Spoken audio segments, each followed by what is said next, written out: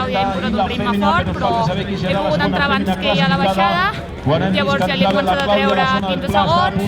La primera volta m'he trobat una mica cansada, però després he agafat ritme i ja he començat a treure distància i fins al final.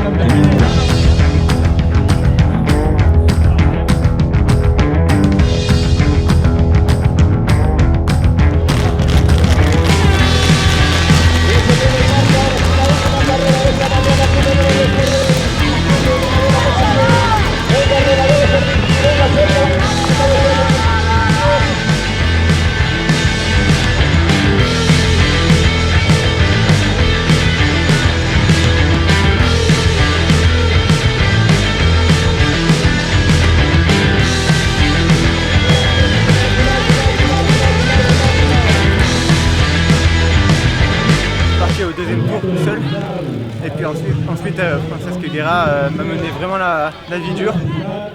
Je pensais qu'il allait lâcher plusieurs fois et plusieurs fois il revenait. Il a vraiment fait une course intelligente. Il a été toujours régulier et tant mieux. J'étais venu là pour préparer les Coupes du Monde et c'est bien de trouver des adversaires de bonne qualité.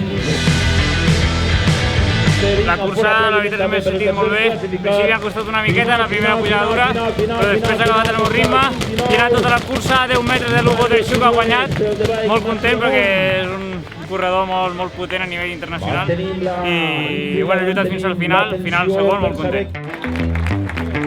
Un fort aplaudiment, ara sí que tenim aquí emocionantíssima la cursa que ens han fet viure aquests tres corredors.